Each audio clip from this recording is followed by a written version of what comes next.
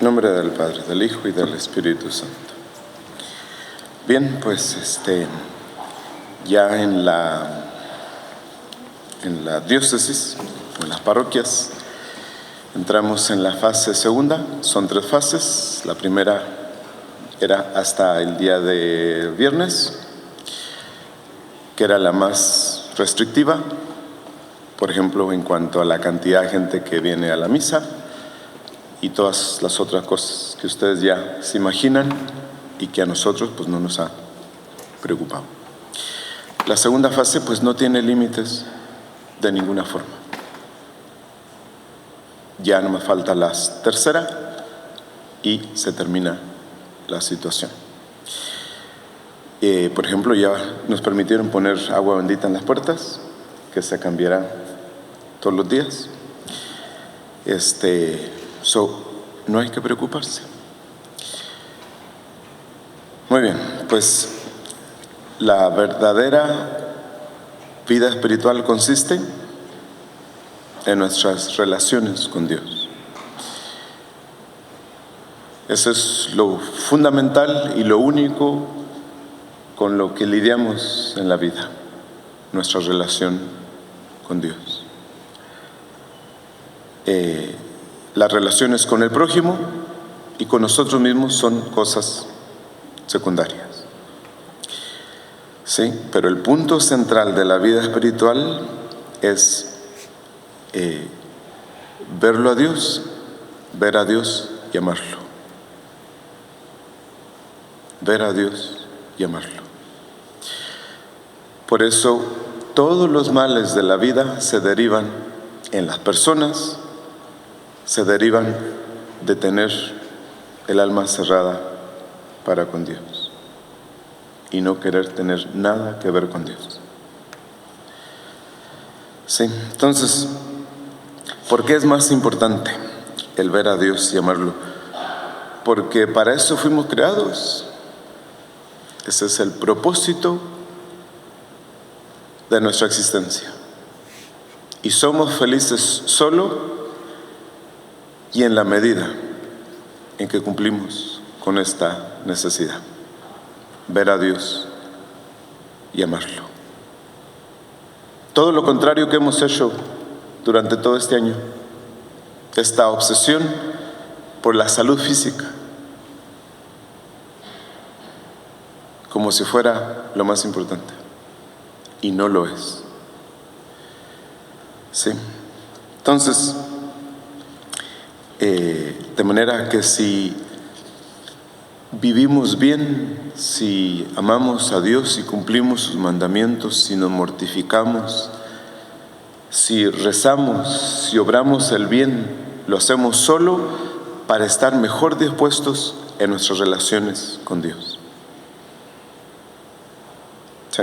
Entonces, esta vida aquí en este mundo es la vida activa.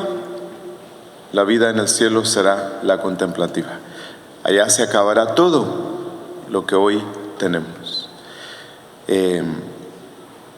No habrá enemigos que combatir, no habrá pasiones que controlar, ni pecados, ni la tendencia al pecado, ni el demonio, ni nada de esas cosas. ¿Sí? Entonces, la vida de los bienaventurados en el cielo consiste en esta contemplación eterna de Dios. Lo miran y lo aman y se unen a Él con un abrazo indisoluble y eterno. Esa es la vida verdadera. ¿Sí? Y para eso Dios nos creó. Y en eso consiste existir. Quien no tiene la tendencia a amar a Dios, a contemplarlo, no vive. Toda la maldad del mundo se concentra en vivir para nosotros y pensar solo en nosotros. ¿Sí? Entonces, Dios quiere que ya desde este mundo nos concentremos en lo que será para siempre nuestra actividad en la vida eterna. Sí, entonces ya lo contemplamos con la fe, ya lo contemplamos en su encarnación, en su nacimiento, lo contemplamos en su pasión, en su muerte, en su resurrección. Pero esa es la única vida verdadera. Todo lo demás es pasajero y todo lo demás se acabará. Cualquier otra preocupación que ustedes tengan que no tenga que ver con esta única, de querer ver a Dios y amarlo, es pérdida de tiempo. Sí. Por eso nuestro Señor, si recuerdan cuando Jesús va a visitar a Lázaro y a sus hermanas, y Marta le dice: ¿por qué no le dices a mi hermana que me ayude? Y Jesús le dice: tú te preocupas de muchas cosas y María ha escogido la mejor parte. Y esa es nuestra vida, escoger siempre la mejor parte. Y esa, dice, no se le quitará jamás. Fíjense, con ver a Dios y amarlo es una cosa que permanecerá para siempre y que nadie nos puede quitar. Sí. Entonces, vivir con Dios, conocerlo y amarlo, es lo más elevado que un ser humano puede llegar a tener. ¿Sí? Entonces, mientras estemos aquí en este mundo, pues vemos a Dios y lo amamos, y al prójimo lo servimos. Y eso es todo. Al prójimo lo servimos. Ninguna otra cosa. Ninguna otra cosa. Sí, entonces todo lo demás se acaba, mientras que ver a Dios y amarlo continuará en el cielo. Sí, entonces la vida cristiana esencialmente consiste en la caridad, amar a Dios, verlo y amarlo, y luego al prójimo, que amarlo pues es servirlo. Y no hay mayor beneficio para el prójimo que nosotros veamos a Dios y amemos a Dios. Cuando hacemos eso, ya lo estamos sirviendo. ¿Sí? Entonces, la vida contemplativa comprende todas nuestras relaciones con Dios. Y con los demás, pues es nada más servirlo, servir a los demás, porque vemos a Dios y porque lo amamos. Y eso es todo. Sin embargo, desde los 70s, bueno, los últimos de los 60s, 70s y 80s hasta el día de hoy, pues lo principal es el ser humano, el hombre. Ya no nos interesa a Dios, sino cuidar al hombre y darle al hombre lo que el hombre necesite. Y hemos llegado a tal punto que, por ejemplo, pues ya ahorita imagínense cómo está la iglesia en Alemania. Un desastre. Y nadie les dice nada. ¿Por qué? Porque pues hay que servir al hombre, lo que al hombre se le antoje. Entonces hemos cambiado del culto de Dios al culto del hombre. Y lo vimos todo este año en la pandemia. Imagínense que vayan ustedes a sacar sus placas para el carro y no lleven su mascarilla.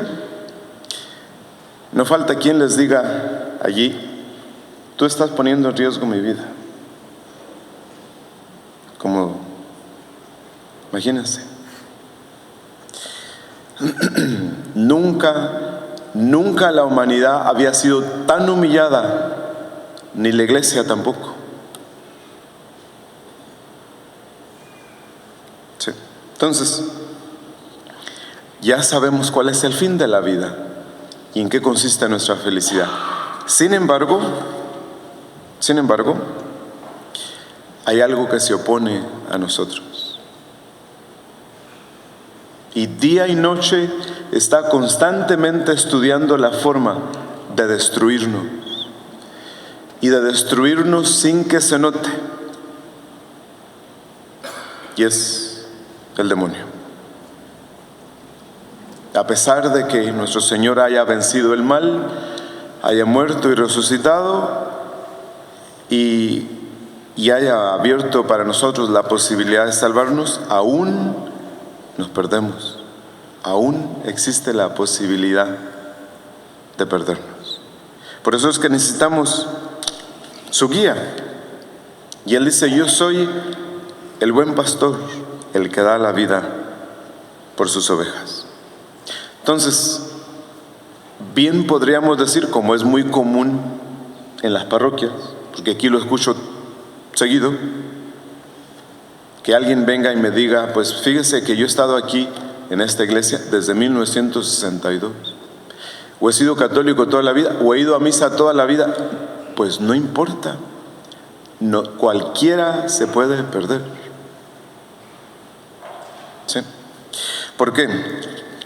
Porque imagínense cuántos obstáculos no nos pone el demonio frente a nosotros. Cuántos engaños, cuántas trampas, que si no somos guiados por nuestro pastor, nuestro Señor Jesucristo, nos perdemos. ¿Sí? Entonces, imagínense lo fácil que fue este año para muchas personas desesperarse o morirse de miedo, producto de una tentación del demonio. ¿Sí? Decirles a ustedes: si tú sales a la calle, te mueres. O la persona que saludaste te puede matar. Pues ahí está. Nunca el demonio había tenido tanta libertad para poner trampas y engañar a las personas como este año. Sí. Entonces, la salvación se puede perder. La podemos perder. Sí. Entonces, por eso es importante escuchar la voz de nuestro Señor, mantenernos junto a Él por la oración y los sacramentos y la lucha de todos los días. ¿Sí? Entonces, nunca minimalizar nuestras obligaciones para con Dios. Nunca hacer a un lado ni minusvalorar nuestras responsabilidades para con Dios. ¿Sí? Entonces, si vamos luchando, si luchamos bien, nos hacemos más fuertes. ¿Sí? Entonces, de eso es de lo que se trata, de saber escuchar la voz de Dios, verlo y amarlo. ¿Sí? Por ejemplo, en Australia, el 88% de los católicos no iban a misa antes de la pandemia. 88%. Fíjense qué fácil es perderse. ¿Sí? Y en los otros países, durante la pandemia, pues imagínense cómo está ahorita Argentina, o Chile, Colombia. Sí, eso es un serio ataque del demonio. porque sabe que no tenemos fe, porque no confiamos en Dios. Entonces, la complacencia, el justificarnos que porque siempre hemos ido a misa y no necesitamos hacer más, que ya tenemos todo ganado, eso no es cierto. Hay muchos engaños que si no los conocemos, si no aprendemos a distinguirlos, nos pierden. Por eso es importante la educación. Es decir, que conozcamos cómo a cada uno de nosotros el demonio nos tienta. ¿Sí? Entonces, pues hoy que nos dice el Señor, yo soy el buen pastor y conozco a las mías y las mías me conocen a mí. ¿Qué mayor consuelo puede haber que saber eso? Pues ojalá que durante la semana lo pensemos y tratemos de distinguir, de descubrir cómo en nuestra propia vida o qué efectos ha tenido la presencia del demonio en el mundo, qué efectos ha producido en mí, y tratemos de arreglarlo un poquito. En nombre del Padre, del Hijo y del Espíritu Santo.